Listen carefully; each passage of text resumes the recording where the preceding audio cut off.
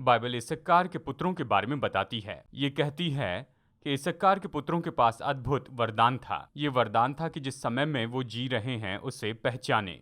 ये सच में बहुत ही महत्वपूर्ण अनुग्रह है कि हम अपने जीवन में पाए कि जिस समय में हम जी रहे हैं उसे परख ले।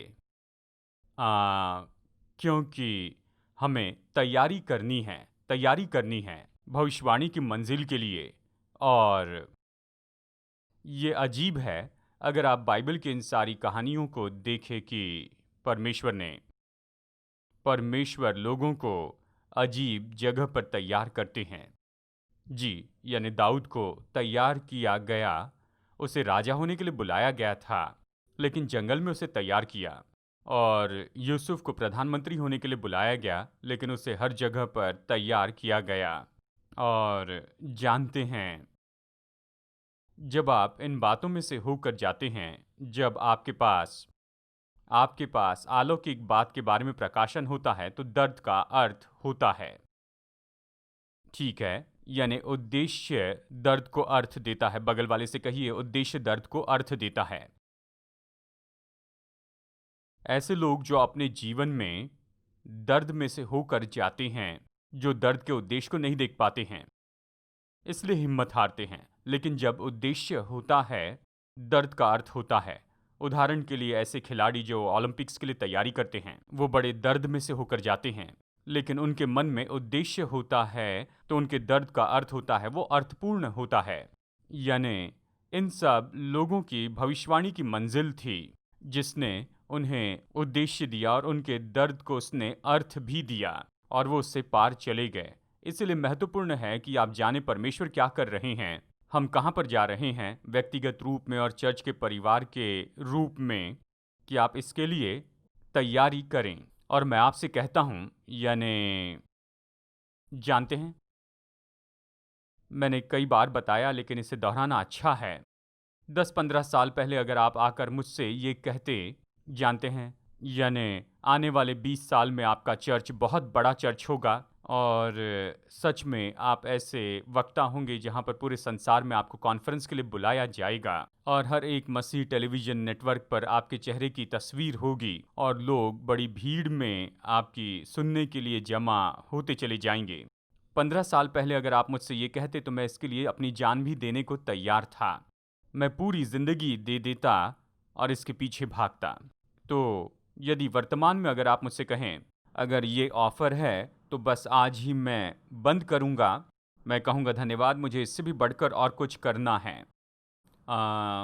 लेकिन जो मैं विश्वास करता हूँ, उस पर मुझे भरोसा है, और मैं इसे ढूंढते रहूँगा जब तक कि मुझे जो विश्वास है वो पूरा ना हो जाए। और मैं ये विश्वास करता हूँ कि पूरे देश बदल सकते हैं, मतलब सच में देश के देश बदल सकते हैं, यानी सुसमाचार की सामर्थ्य से। और हम ऐसा समाज पा सकते हैं जैसे परमेश्वर ने निश्चित किया था। मैं ये मजबूती से विश्वास करता हूँ, और इसीलिए मैं डटा हूँ, और मैं जो कुछ भी करता हूँ, मेरे मन में ये बड़ा चित्र है कि देश बदल सकते हैं।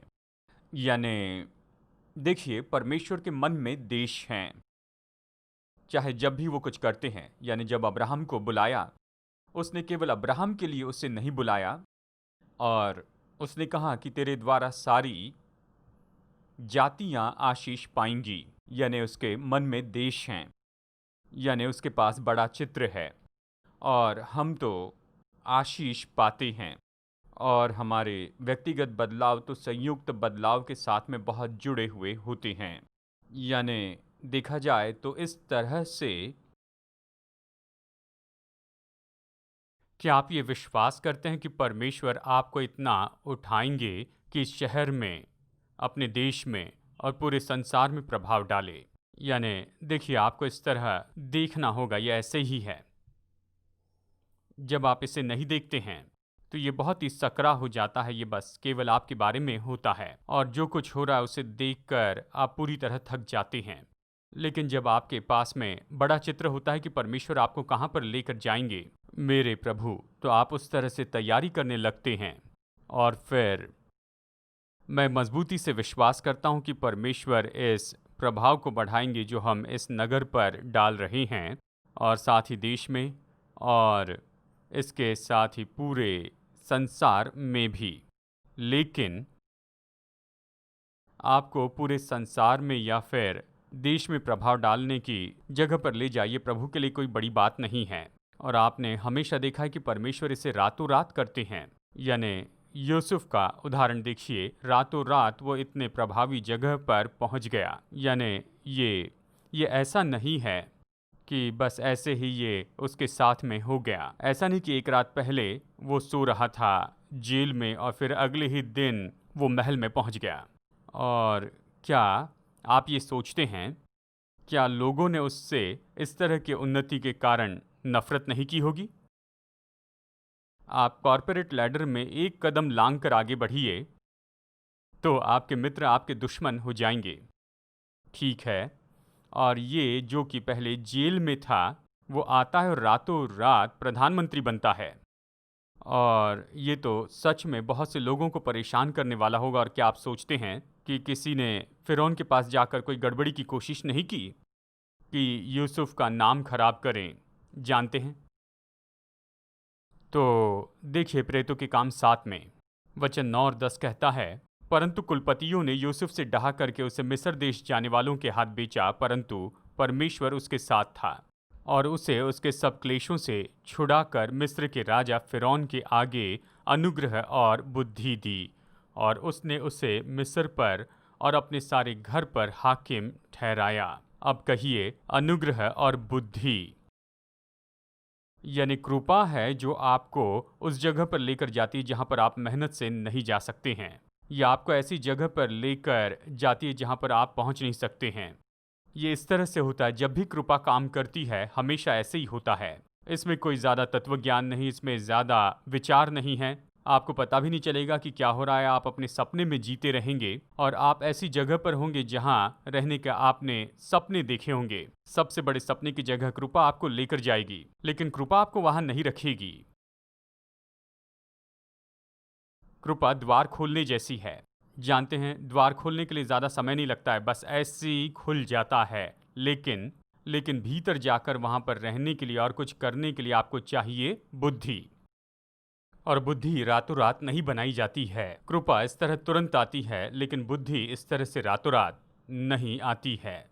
और जब तक कि आप ये न देखें कि आप कहाँ पर जा रहे हैं और तैयारी न करें और साथ ही अपने जीवन के बुद्धि के क्षेत्र में निवेश न करें, तो जब कृपा खुलेगी तो आप बने नहीं रह पाएंगे। कितने लोग मेरी बात समझ पा रहे हैं? तो आज मैं बुद्धि के बारे में आपको बताऊंगा। मैं इसे एम्पलीफाइड से पढ़ता हूँ, क्योंकि महारत भरी भक्तिपूर्ण बुद्धि मूंगे से यानी मोतियों से भी अच्छी है, और सारी मनभावनी वस्तुओं में कोई भी उसके तुल्य नहीं है। मैं जो बुद्धि हूँ सो चतुराई में वास करती हूँ और ज्ञान और विवेक को प्राप्त करती हूँ। यहोवा का भय मानना और आदर से उसकी आराधना करना, बुराई से बैर रखना है। घमंड, अहंकार और बुरी चाल से और उलटफेर की बात से भी मैं बैर रखती हूँ। उत्तम युक्ति और खरी बुद्धि मेरी ही है। मैं तो समझ हूँ और पराक्रम भी मेरा है। मेरे ही द्वारा राजा राज्य करते हैं और अधिकारी धर्म से विचार करते हैं। मेरे ही द्वारा राजा, हाकिम और रईस और पृथ्वी के सब न्यायी शासन करते हैं। जो मुझसे प्रेम रखते हैं उनसे मैं भी प्रेम रखती हूँ, और जो मुझको यत्न से तड़के उठकर खोजते हैं वे मुझे पाते हैं। जो मुझको यत्न से तड़के उठकर खोजते हैं वे मुझे पाते हैं। धन और प्रतिष्ठा मेरे पास है, वरन ठहरने वाला धर्म और धर्म भी है। मेरा फल चोखे सोने से वरन कुंदन से भी उत्तम है, और मेरी उपज उत्तम चांदी से अच्छी है। मैं धर्म के बाट में और न्याय की डगरों के बीच में चलती हूँ, जिससे मैं अपने प्रेमियों को परमार्थ से भागी करूं और उनके भंडारों को भर दूं। वाह! कितने लोगों ने नीति वचन से इस वचन का भाग पढ़ा है? अगर आपने नीति वचन नहीं पढ़ा है तो कुछ न कुछ गलत है। कल्पना कीजिए कि मैं पूरी थाली भरकर सोना लेकर आ रहा हूँ, शुद्ध सोना, यानी असल में इस तरह। आमीन। बिल्कुल सही। थाली भर के सोना, थाली भर के चांदी, थाली भर के अनमोल रतन या आप जो कुछ भी चाहते हैं सब रखा है और थाली भर के यहाँ रखे हैं। और मैं कहता हूँ कि ये थाली में सब भर के रखा है, यहाँ पर आप ले सकते हैं। और फिर एक खाली प्लेट है और मैं कहता हूँ बुद्धि है। बुद्धि को छू नहीं सकते हैं, ये ऐसे नहीं जिसे आप उठाकर जेब में रख सकते हैं। तो मैं कहता हूँ यहाँ पर बुद्धि है और फिर सोना और चांदी है। तो सच बताइए कितने लोग वो खाली प्लेट उठाएंगे? यानी ये मत सोचिए कि मैं अभी कौन सा सही उत्तर दूं, ठीक है? सोना मतलब सोने का पहाड़ आपके सामने में है और चांदी का पहाड़ आपके सामने है, तो क्या आपको लगता है आप बुद्धि चुनेंगे? हाँ, हम सोचेंगे। मैं बुद्धि लेने के लिए आ जाऊंगा, लेकिन देखिए पहले मुझे ये प्लेट्स दीजिए। हम किस लिए प्रार्थना करते हैं? किस लिए प्रार्थना करते हैं? किस लिए प्रार्थना करते हैं? पैसों के लिए प्रार्थना करते हैं, बदलाव के लिए प्रार्थना करते हैं, इसके उसके लिए प्रार्थना करते हैं। अगर उनके लिए प्रार्थना कर रहे हैं तो आप बुद्धि नहीं मांगेंगे। बुद्धि नहीं मांगेंगे क्योंकि उसके लिए प्रार्थना नहीं कर रहे हैं। आप उसकी इच्छा नहीं रखते हैं, आप इनकी इच्छा रखते हैं, आपको लगता है इन चीज़ों की ज़रूरत है। लेकिन बाइबल बहुत ही स्पष्ट है, जानते हैं कि बुद्धि जो है वो इन सारी चीज़ों से बेहतर है। बेहतर है। बेहतर का मतलब ये तो अच्छी हैं। ये चीज़ें अच्छी हैं, ये बुरी नहीं है, ये दुष्ट नहीं है, ये चीज़ें अच्छी हैं, लेकिन बुद्धि तो बेहतर है। क्यों? नीति वचन 3 वचन 13 से आगे, किंग जेम्स अनुवाद। क्या ही धन्य है, देखिए, क्या ही धन्य है वो मनुष्य जो बुद्धि पाए। तो बगल वाले से कहिए कमज़ोर कैसे हैं? क्या आप खुश हैं? क्या ही खुश है वो मनुष्य जो बुद्धि पाए और वो मनुष्य जो समझ प्राप्त करे, क्योंकि बुद्धि की प्राप्ति चांदी की प्राप्ति से बड़ी और उसका लाभ चोखे सोने के लाभ से भी उत्तम है। वो मूंगे से अधिक अनमोल है और जितनी वस्तुओं की तू लालसा करता है उनमें से कोई भी उसके तुल्य न ठहरेगी। आप अभी जो कुछ भी पाना चाहते हैं उसकी तुलना बुद्धि से नहीं की जा सकती है, ठीक है? उसके दाहिने हाथ में दीर्घायु और उसके बाएं हाथ में धन और महिमा है। उसके मार्ग मनभाऊ हैं और उसके सब मार्ग कुशल के हैं, यानी शालोम के। उसके सारे मार्ग शालोम के, शांति के, यानी न कोई कमी न कोई घटी, सारी बातों में परिपूर्ण। कितने लोग ऐसा जीवन जीना चाहते हैं जहां पर न कोई कमी हो न कोई घटी हो? केवल एक ही मार्ग नहीं, अगर एक काम कर रहा है तो बाकी कुछ काम नहीं करेंगे, ये ऐसा नहीं, लेकिन उसके सारे मार्ग हैं शालोम के। उसके मार्ग मनभाऊ हैं और उसके सब मार्ग कुशल के हैं, यानी शालोम के हैं, और वो जीवन का वृक्ष है, ठीक है? देखिए, बाइबल की कल्पना में ये इससे बेहतर नहीं हो सकता है, जीवन के पेड़ से बढ़कर। अवश्य ही ये जीवन के वृक्ष के बारे में है, ठीक है? और बुद्धि वो कहता है ये सोने से अच्छी है, चांदी से अच्छी, इससे और उससे, और फिर अंत में अगर हम इसकी एक बात से तुलना करें तो यह जीवन का वृक्ष, जो बुद्धि को ग्रहण कर लेते हैं उनके लिए वो जीवन का वृक्ष बनती है, और जो उसको पकड़े रहते हैं वो धन्य हैं। उसके दाहिने हाथ में दीर्घायु और उसके बाएं हाथ में धन और महिमा है। तो आपको क्या चाहिए? आपको धन और तंदुरुस्ती चाहिए, ठीक है? धन के बिना अगर तंदुरुस्ती है तो घर में ही रहेंगे, आप कहीं नहीं जा पाएंगे। और जब आपके पास बहुत सा धन होता है और तंदुरुस्ती नहीं होती तो भी आप घर में ही रहते और आप कहीं नहीं जाते। क्या आप समझ रहे हैं? जब बहुत पैसा होता है और बिस्तर से उठ नहीं सकते हैं तो वहीं पर रहते हैं, या फिर आप उठ सकते हैं लेकिन पैसा नहीं है तो फिर से आप बिस्तर पर ही हैं, क्योंकि आप जाकर कुछ खरीद नहीं सकते हैं। इसलिए आपको दोनों चाहिए, पैसा और तंदुरुस्ती भी चाहिए, ठीक है? और बुद्धि में दोनों हैं। तो जब आप उसे गले लगाते हैं, जब आप बुद्धि को गले लगाते हैं और वो आपको गले लगाती हैं, वो आपको दीर्घायु से ढांकती हैं और धन और महिमा से ढांकती है। जब आप बुद्धि चुनते हैं तो ये दोनों आपके पास आते हैं। क्या आप कल्पना कर सकते हैं कि सुलेमान, उसके पिता ने उसे इतना ट्रेन किया था कि वो बुद्धि का चुनाव करें, इतना ज़्यादा कि अपने सपने में भी वो चुनाव कर लेता है। उसका अवचेतन मन बुद्धि चुनने के लिए ट्रेन था कि सपने में भी वो सही चुनाव करता है। कहता है मुझे बुद्धि चाहिए। परमेश्वर ने कहा तुझे क्या चाहिए? क्या तुझे शत्रुओं की जिंदगी चाहिए, या तुझे धन चाहिए, या तुझे सोना और चांदी चाहिए? वो कहता है नहीं नहीं, मुझे ये सब नहीं चाहिए, मुझे चाहिए बुद्धि। और देखिए परमेश्वर ने क्या उत्तर दिया। उसने कहा यदि तू इनका चुनाव करता तो केवल वही तेरे पास आती, लेकिन तूने बुद्धि को चुना इसलिए ये सब तुझे मिल जाते हैं। जब बुद्धि चुनते हैं तो पैकेज के रूप में आता है, धन आता है, आदर आता है, धन संपत्ति आती है। अब देखिए मेरे साथ में अध्याय 24 में चलिए। आपके पास में तंदुरुस्ती है और साथ ही धन है और बुद्धि भी है। नीति वचन 24 वचन 3 से 6 में ये कहता है कि घर बुद्धि से बनता है और समझ के द्वारा स्थिर होता है। वाह! घर बुद्धि से बनता है, यानी संबंध।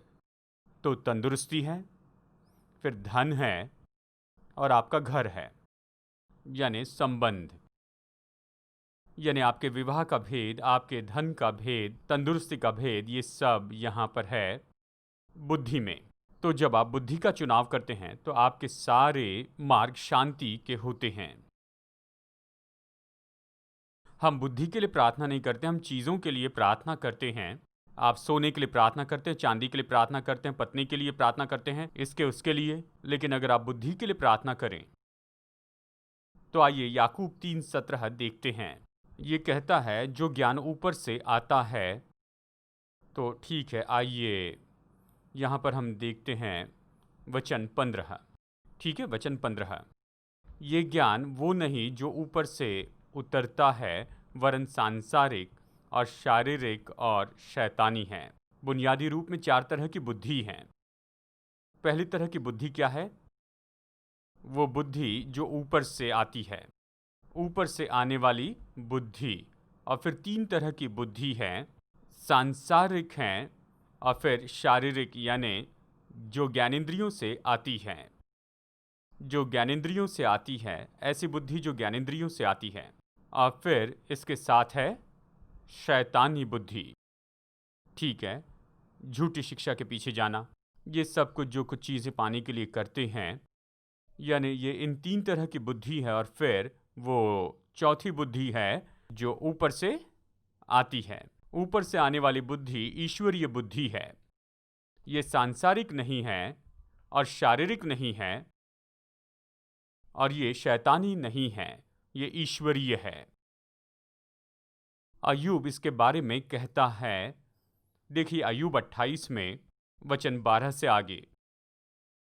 परंतु बुद्धि कहाँ मिल सकती है और समझ का स्थान कहाँ है? ठीक है, मानते हैं बुद्धि सब कुछ है, लेकिन ये बुद्धि कहाँ मिलती है और ये समझ का स्थान कहाँ पर है, यानी इसका स्थान कहाँ है? उसका मोल मनुष्य को मालूम नहीं, जीवन लोक में वो कहीं नहीं मिलती। जीवन लोक में वो कहीं नहीं मिलती। तो आप कह रहे हैं इसलिए मैं ऐसा हूं। अतः सागर कहता है वो मुझ में नहीं है, और समुद्र भी कहता है वो मेरे पास नहीं है। चोखे सोने से वो मोल नहीं लिया जाता, और न उसके दाम के लिए चांदी तौली जाती है। न तो उसके साथ ओपीर के कुंदन की बराबरी हो सकती है। ओपीर के सोने की सबसे शुद्ध सोने की तुलना नहीं हो सकती, और न अनमोल सुलेमानी पत्थर व नीलमणि की। न सोना न कांच उसके बराबर ठहर सकता है। कुंदन के गहने के बदले भी वो नहीं मिलती।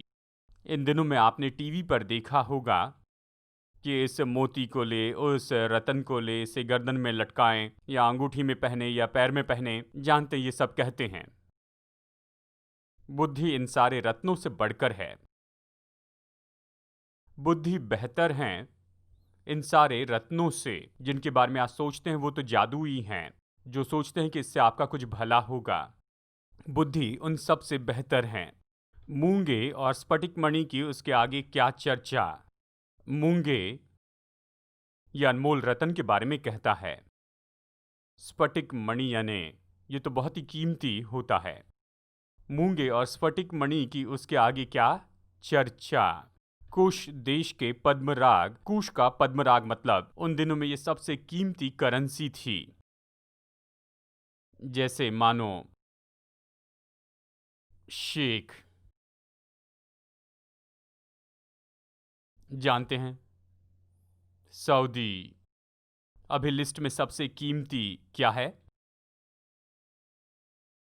करेंसी में? दिनार। हाँ ठीक है, यानी जानते हैं, पद्मराग उसके तुल्य नहीं ठहर सकते और न उससे चोखे कुंदन की बराबरी हो सकती है। फिर बुद्धि कहाँ मिल सकती है और समझ का स्थान कहाँ है? वो सब प्राणियों की आंखों से छिपी है और आकाश के पक्षियों के देखने में नहीं आती। वचन 22 देखिए, ये बहुत दिलचस्प है। विनाश और मृत्यु कहती है कि हमने उसकी चर्चा सुनी है। इसका क्या मतलब होता है? विनाश और मृत्यु कहती है कि हमने बुद्धि के बारे में केवल सुना है, लेकिन हमने देखा नहीं है। यह अजीब है। मृत्यु और विनाश कहता है कि हमने उसकी चर्चा सुनी है, उसे देखा नहीं है। हाँ, जब जब आप बुद्धि लिए चलते हैं तो आप उन जगह पर नहीं जाते हैं। मृत्यु और विनाश आपको देख नहीं पाते हैं। मृत्यु और विनाश आपके बारे में सुनते हैं, कभी आपको देख नहीं पाते, मिलते नहीं, क्योंकि आप एक ही सड़क पर नहीं चलते हैं, क्योंकि वो जीवितों की भूमि में नहीं, कहीं और हैं। ठीक है, वचन 23 एक साथ मिलकर पढ़ते हैं। परंतु परमेश्वर उसका मार्ग समझता है और उसका स्थान उसको मालूम है। इस तरह की बुद्धि जिसके बारे में कह रहा हूं, जो कि ऊपर की बुद्धि है, जो कि कारण है तंदुरुस्ती, धन, दीर्घायु और यहाँ तक कि विनाश और मृत्यु से भी परे हैं। यानी इस तरह की बुद्धि जिसके द्वारा घर बनाए जाते हैं, जिसके द्वारा देश बनाए जाते हैं, जिसे राजा राज्य करते हैं, न्याय न्याय घोषित करते हैं, इस तरह की जो ईश्वरीय बुद्धि है, ये केवल उसी जगह पाई जाती है जहाँ पर परमेश्वर जाने जाते हैं। वचन 28, तब उसने मनुष्य से कहा, देख, प्रभु का भय मानना यही बुद्धि है। प्रभु का भय मानना ये बुद्धि है और बुराई से दूर रहना यही समझ है। वाह! यानी इस तरह की ईश्वरीय बुद्धि इसी ने दिया यूसुफ, दानियल, सुलेमान को, इन सभी लोगों को, कि ये सब लोगों के ऊपर रह सके। क्या आप जानते हैं दानियल दूसरों के साथ ही ट्रेन किया गया था और दूसरे लोग भी दानियल के साथ ट्रेन किए गए थे। वो सब एक ही ट्रेनिंग में से होकर गए, मतलब उन सब में एक ही तरह का निवेश किया गया था। वही पृथ्वी की बुद्धि उन सब ने पाई थी, लेकिन दानियल और उसके मित्र इसीलिए ऊपर आए क्योंकि उन्होंने ऊपर से बुद्धि पाई थी। इसका कोई तथ्य नहीं है, ये तो बिल्कुल समझ से बाहर की बात थी। यानी लाल समुद्र के सामने एक लाठी उठाना। कौन सी यूनिवर्सिटी आपको ये सिखाएगी?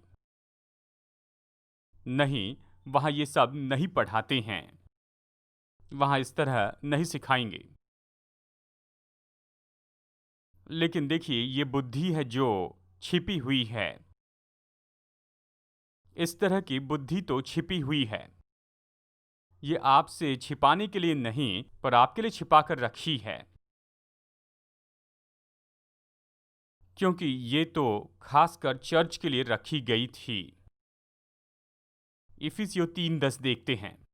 उस उद्देश्य के अनुसार, कहिए उद्देश्य के अनुसार, चर्च के उद्देश्य के अनुसार, ताकि अब कलीसिया के द्वारा, यानी कलीसिया का उद्देश्य स्पष्ट रूप में लिखा है कि हम चर्च के रूप में क्यों हैं।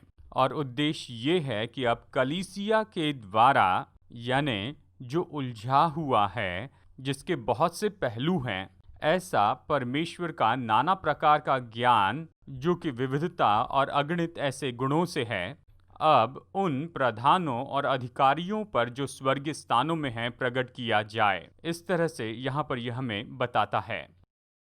यही तो चर्च का उद्देश्य है। चर्च को तो निश्चय परमेश्वर के उस महान बुद्धि तक पहुंचना है। परमेश्वर की बुद्धि जिसके बहुत से पहलू हैं, जो बहुत ही उलझी हुई है, उसकी अगणित विविधता में और उसके अद्भुत गुणों में,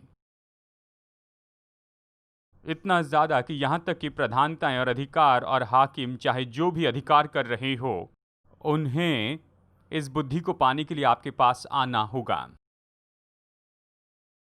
क्योंकि इस बुद्धि तक केवल आप ही की पहुंच होती है,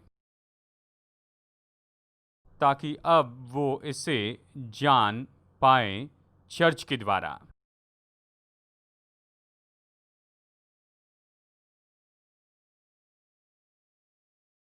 अभी जो मैं जहाँ पर हूँ, अगर मैं इसे बाइबल में पढ़ूँ तो मैं इस पर विश्वास करूँगा। यदि चर्च का उद्देश्य यही है तो फिर हाँ, मुझे परवाह नहीं कि कौन मेरे साथ आएगा या नहीं, मैं तो बढ़ूँगा। ठीक है, मैं चाहता हूँ कि द फादर्स हाउस ऐसा चर्च हो जहाँ ये परमेश्वर की अद्भुत बुद्धि के द्वारा तेजोमय हो जाए। मतलब ये शुरू होना चाहिए आपके परिवार से, और पूरी तरह से संसार की समस्या तक ये बुद्धि उपलब्ध है। यानी ये उपलब्ध है छोटी छोटी उन लड़ाइयों के लिए जो आप अपने विवाह में करते हैं। यदि आप केवल परमेश्वर की बुद्धि तक पहुंचे,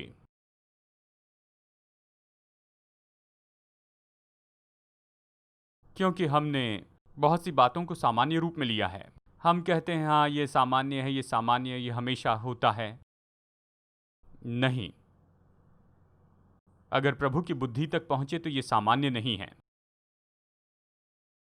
अगर आप परमेश्वर की बुद्धि तक पहुंचे तो आपके सारे मार्ग तो शांति के होंगे।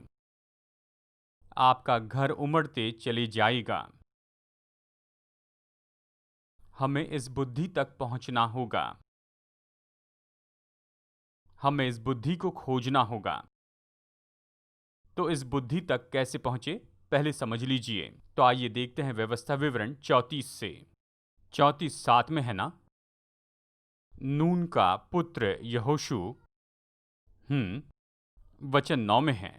ठीक है, और नून का पुत्र यहोशू बुद्धिमानी की आत्मा से परिपूर्ण था, क्योंकि मूसा ने अपने हाथ उस पर रखे थे। यशायाह 11:2, यहोवा का आत्मा बुद्धि और समझ की आत्मा, युक्ति और पराक्रम की आत्मा और ज्ञान और यहोवा के भय की आत्मा। आइए से एक साथ में हम पढ़ते हैं। आइए पढ़ते हैं। यहोवा की आत्मा, बुद्धि और समझ की आत्मा, युक्ति और पराक्रम की आत्मा और ज्ञान और यहोवा के भय की आत्मा उस पर ठहरी रहेगी। इस तरह ये वचन कहता है। इसे आत्मा की परिपूर्णता कहते हैं। यानी जब हम कहते हैं मुझे और ज़्यादा चाहिए प्रभु, तो ये परमेश्वर का और ज़्यादा ऐसा दृष्टिकोण है जो हम में सक्रिय होना चाहिए। परमेश्वर ने अपने आप को हमें पूरी तरह से दिया है, लेकिन हमें इन सारी सातों बातों में सक्रिय होना चाहिए। जब हम परमेश्वर के आत्मा के इस सात तरफा आयाम में होकर काम करते हैं, और यही हम पाते हैं प्रकाशित वाक्य की किताब में कि 7 आँखें हैं, यानी प्रभु की 7 आँखें, और ये 7 वो ज्योति हैं उस दीवट पर, और ये सब हैं। ये केवल इसी के बारे में बताते हैं, परमेश्वर की आत्मा और बुद्धि की आत्मा और समझ की आत्मा, युक्ति और पराक्रम की, और ज्ञान और परमेश्वर का भय। यानी ये सातों दृष्टिकोण जब आप में काम करते हैं तो सच में इसे परमेश्वर की भरपूरी ये कहते हैं। परमेश्वर की भरपूरी। यीशु बुद्धि और डिलडॉल में बढ़ते चले गए। सच में यीशु ने जो कुछ भी किया ये बुद्धि के द्वारा था। ठीक है, तो मेरे साथ में देखिए मरकुस 6 में वचन 2। मरकुस अध्याय 6 वचन 2। जी, ये कहता है सबके दिन वो आराधनालय में उपदेश करने लगा और बहुत लोग सुनकर चकित हुए और कहने लगे, इसको ये बातें कहाँ से आ गई और ये कौन सा ज्ञान है जो उसको दिया गया है और कैसे सामर्थ के काम इसके हाथों से प्रकट होते हैं। यानी यीशु के हाथों से जो सामर्थी काम हो रहे थे वो तो परिणाम थे जो बुद्धि उस पर थी उसके। कहिए बुद्धि सामर्थ लाती है, बुद्धि सामर्थी काम लाती है। तो बुद्धि किस बारे में है? यानी बारिश होती गई और बाढ़ आती गई और देखिए तो बुद्धिमान और मूर्ख में फर्क क्या है? ठीक है, एक ने चट्टान पर घर बनाया तो दूसरे ने रेत पर बनाया। तो अगला फर्क क्या है? मैं कुछ नहीं कह रहा हूं, मत्ती 7 में देखिए। हाँ, मत्ती 7 में देखिए बुद्धिमान और मूर्ख में क्या फर्क है। एक ने चट्टान पर अपना घर बनाया और दूसरे ने बालू पर घर बनाया, लेकिन इन दोनों में बड़ा फर्क क्या है? हाँ, वचन 24 पढ़ते हैं, इसलिए जो कोई मेरी ये बात सुनकर उन्हें मानता है, यानी जो इसे करता है, वो उस बुद्धिमान मनुष्य की नाई ठहरेगा जिसने अपना घर चट्टान पर बनाया। देखिए, हम इसके महत्वपूर्ण वाक्य को ऐसे ही छोड़ देते हैं। बुद्धिमान मनुष्य ने चट्टान पर अपना घर बनाया। नहीं, परमेश्वर आपको सिविल क्लासेस नहीं दे रहे हैं। परमेश्वर ये कह रहे हैं कि अगर आप उसकी सुनकर करेंगे तो आप बुद्धिमान हैं। यदि आप चर्च में आते हैं और बस सुनकर चले जाते हैं तो आप मूर्ख मनुष्य हैं। यही तो फर्क है बुद्धिमान और उस मूर्ख में। सब लोग आकर सुनते हैं, मूर्ख ने भी सुना था, मूर्ख मनुष्य ने भी सुना था। और इसलिए याकूब में ये कहता है कि हम केवल वचन के सुनने वाले ना हो, लेकिन वचन के अनुसार करने वाले बनो। वचन के अनुसार करने वाले, जो सुनता है और उसके अनुसार करता है।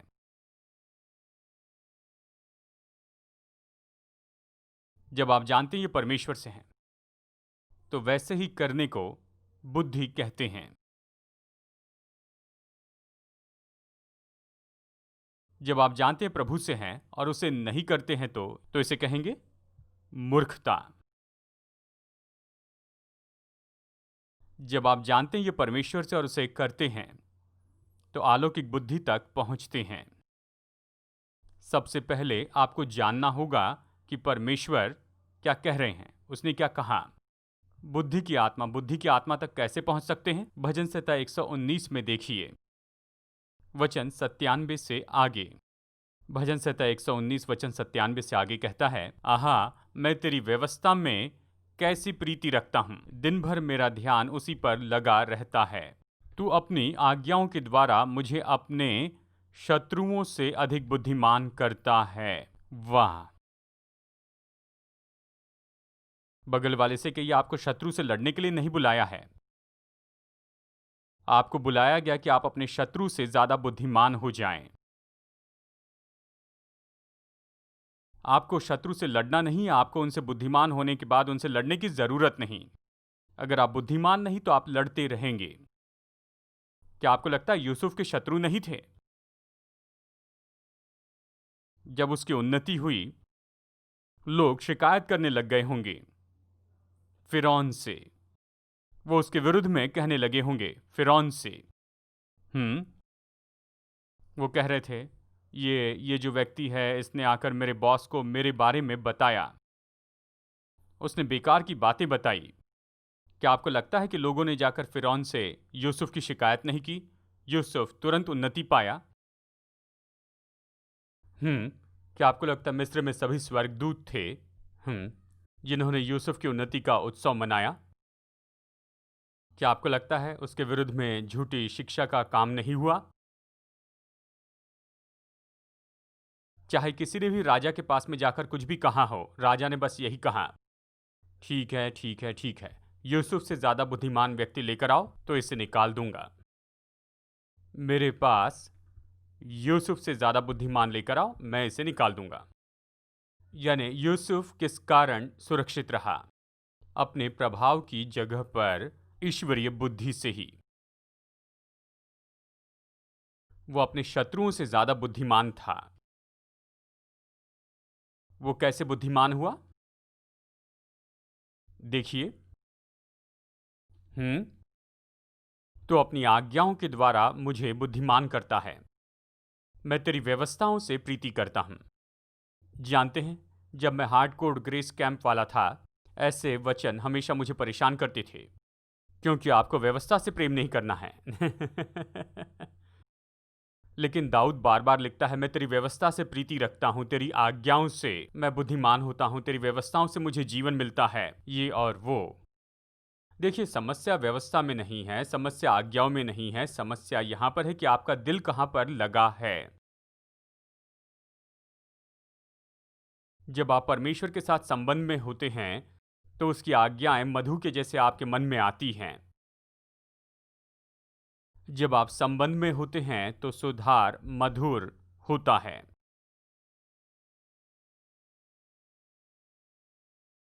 आज्ञाएं आपको आजाद करती हैं। मुझे सच में पसंद है जो उदाहरण गैरी ने उपयोग किया था।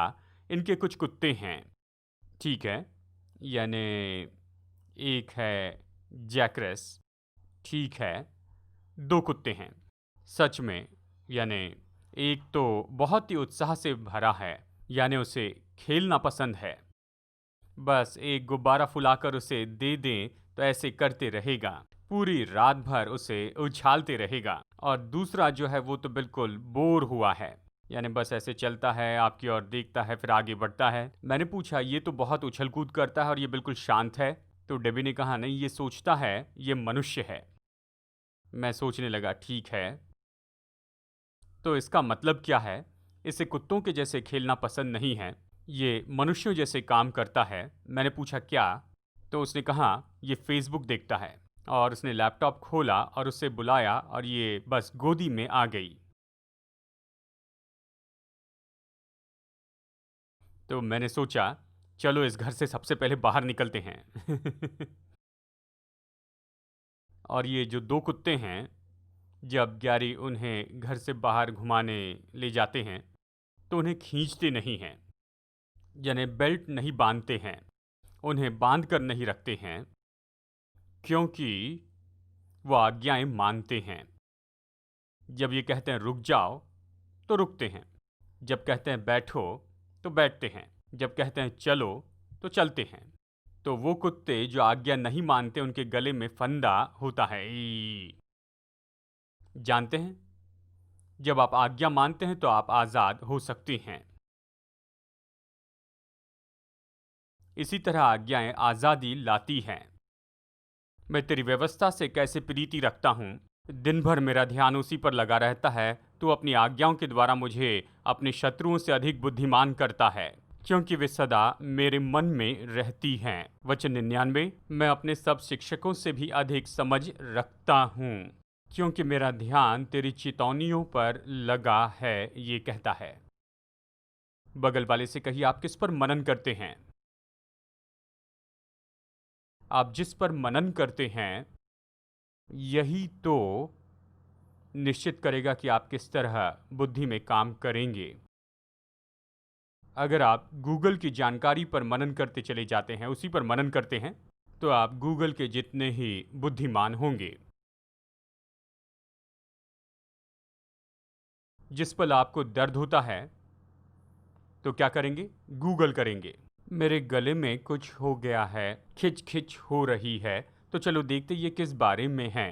तो आप जाकर गूगल में उसके बारे में देखते हैं और वो खिच खिच हो जाती है, ऐसे बड़ा दर्द, और फिर आप बैठे रहते हैं, आपको चैन नहीं होता, आप इसके बारे में नहीं जानते हैं। लेकिन अगर आप गवाहियों पर मनन करेंगे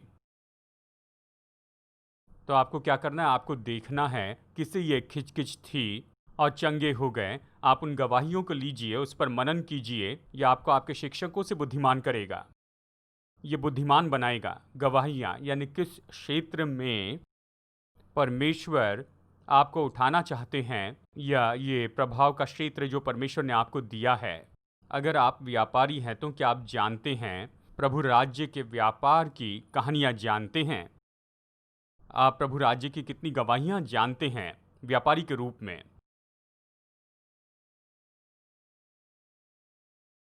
आप किस पर मनन कर रहे हैं?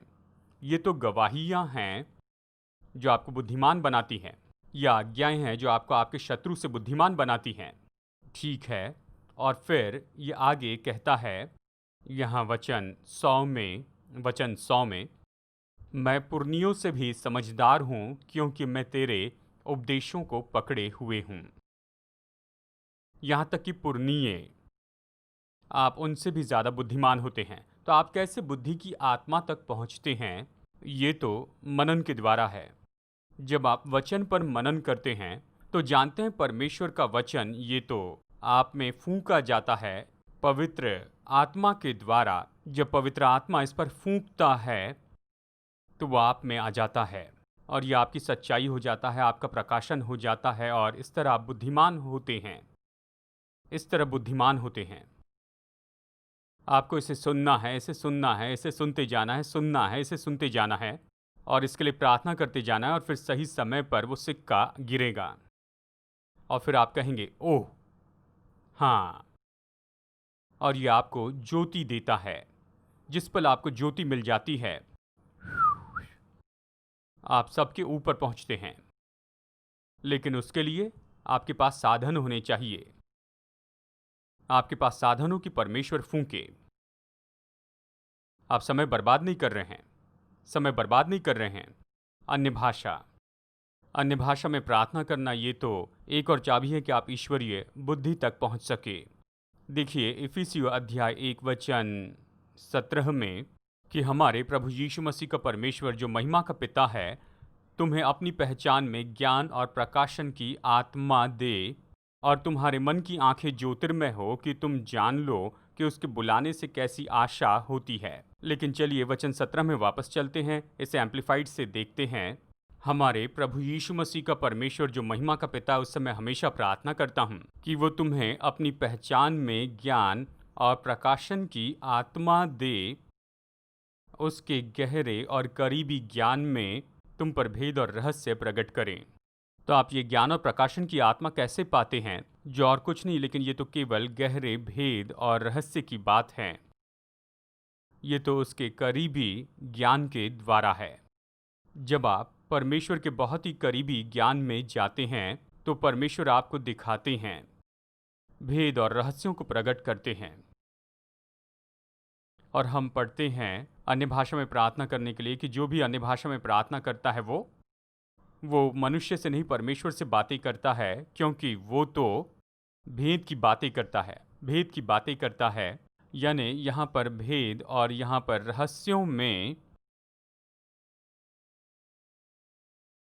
Lebro halahana hotro meketere mahantro mohono holamente labrahantu namakrehente. यानी जब आप अन्य भाषा में बोलते हैं, जानते हैं, शायद आप महसूस करें, जानते हैं क्या हो रहा है। और यही तो शुक्रवार की प्रार्थना में मैंने बताया। देखिए पानी की टंकी नीचे होती है और मोटर लगी होती है। फिर मोटर ऑन करनी पड़ती है कि पानी की टंकी भर दे, ताकि जब ज़रूरत हो तो बस नल खोलिए और पानी आएगा। लेकिन जब मोटर चलती है तो परेशान करती है।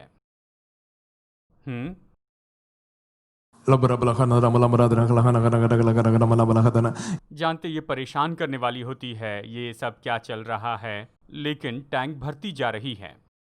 लेकिन जब ज़रूरत होती है उस समय आप नल खोलिए और पानी आएगा।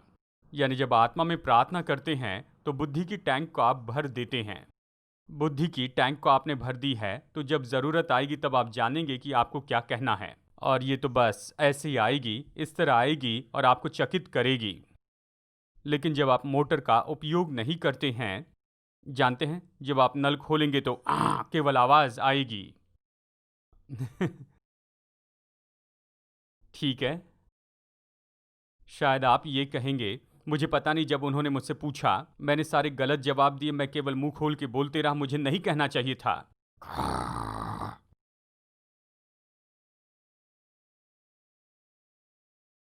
लेकिन अन्य भाषा में जब प्रार्थना करते हैं उस समय शायद कुछ महसूस न करें, लेकिन जब ज़रूरत आती है तो आप जो जवाब देते हैं उसे सुनकर आप खुद चकित होंगे। ठीक है, आप किसी से नहीं कहना क्योंकि आपने परमेश्वर की गहराई तक पहुंच रखी है, क्योंकि आत्मा परमेश्वर की गहरी बातों को जानती है।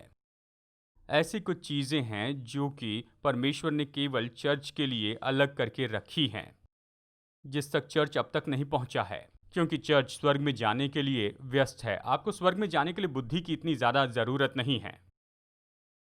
स्वर्ग में जाने के लिए इतनी बुद्धि की ज़रूरत नहीं है। आपको बस कहना है मैं एक पापी हूँ, मैं यीशु पर विश्वास करता हूँ, मुझे विश्वास है वो मरे, फिर बस यहाँ वहाँ घूमते रहिए, फिर मर जाएंगे और स्वर्ग में चले जाएंगे। बहुत से विश्वासी यही तो करते हैं। लेकिन यदि आप विश्वास करते हैं, जैसे मैं विश्वास करता हूँ कि आप देश बदल सकते हैं, तो अच्छा है कि आप परमेश्वर की बुद्धि तक पहुँच जाए। क्या आप कल्पना कर सकते हैं परमेश्वर की बुद्धि के द्वारा पूरा नगर ही बदल जाए? क्या आप कल्पना कर सकते हैं कि एक पूरा समाज बदल जाए उस उपस्थिति में, उस बुद्धि में? परमेश्वर की महान बुद्धि जिसके बहुत से आयाम है, परमेश्वर की बुद्धि जो बहुत महान है। बगल वाले से कहिए मेरी समस्या तो बहुत उलझी हुई है तो कहिए उसकी बुद्धि भी उलझी है परमेश्वर की उलझी हुई बुद्धि, परमेश्वर की बुद्धि के बहुत से आयाम। हाँ, कोई समस्या नहीं जिसके लिए परमेश्वर अपना सिर खुजलाएं। हाँ, ये समस्या बहुत बड़ी है, नहीं, वो कभी ऐसा नहीं सोचेंगे। उसकी बुद्धि में ये सारे जवाब हैं। सच में नीति वचन 8 और दूसरे नीति वचन और बहुत सी जगह पर यह कहता है, खासकर अध्याय 8 में, कि बुद्धि के द्वारा उसने जगत की उत्पत्ति की। बुद्धि के द्वारा उसने जगत की उत्पत्ति की। उसने जो कुछ भी बनाया उसने बुद्धि के द्वारा ही बनाया। क्या आपको नहीं लगता आपका व्यापार बना सकते हैं? मैं आपको बता दूं, उसने पूरे जगत की रचना की है और आप सोचते हैं आपके पास व्यापार के विचार नहीं हैं।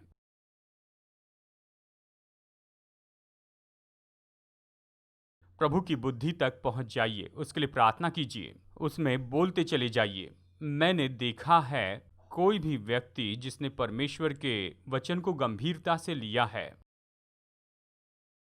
और उसे थाम कर रखा है, अपनी जान के जैसे उसे संभाल के रखा है, वो हमेशा संपन्न हुए हैं। जानते हैं, लोगों की समस्या यह है कि वो बहुत आलसी हैं। वो बस आसानी से चलते हैं। अगर इसने कहा है तो ये स्थापित हो गया है, तो हमें इसका अनुभव करना है। जो मैं कर सकता हूँ वो करना है कि उसे मेरी ज़िंदगी में होते हुए देखूं। हमारे पास ऐसा मजबूत विश्वास होना चाहिए कि परमेश्वर की बातों के पीछे जाएं, क्योंकि प्रभु असफल नहीं होते हैं। वो असफल नहीं होते हैं, कभी असफल नहीं होते, और कोई दूसरा पर्याय नहीं है। और हाल ही में जो क्षेत्र परमेश्वर ने खोल दिए हैं मसीह की देह के लिए, ये तो चकित कर देने वाले हैं। ऐसी चीज़ें हैं जहाँ पर उनका क्षेत्र खुलते जा रहा है, जहाँ जहाँ ये तो ऐसी बातें हैं जिसके बारे में हमने सोचा था कि ये असंभव है, पिछले दशक में सोचा था, लेकिन वर्तमान में ये संभावना हो रही है।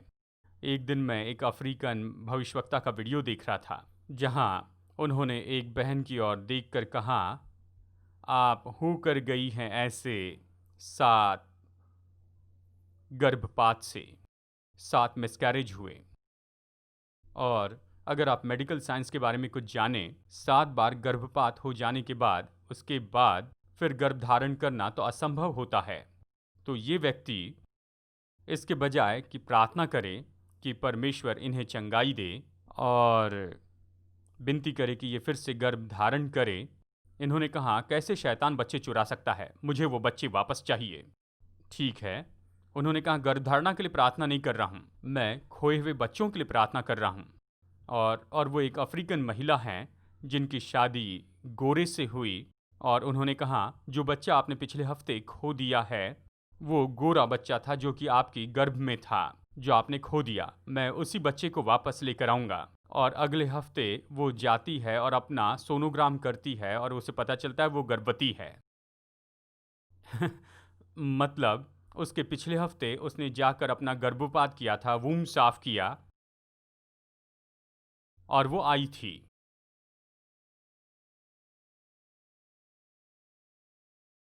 उसने कहा गर्भ में बच्चा वापस आएगा और वो प्रार्थना करते और सबके सामने उनके पेट में हलचल होती है।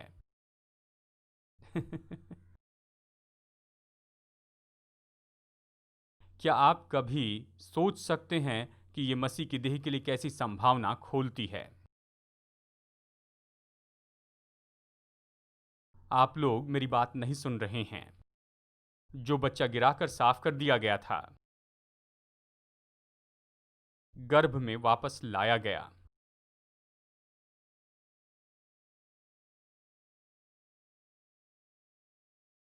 मतलब जब परमेश्वर के पार्टनर हो जाते हैं तो कोई सीमा नहीं होती है।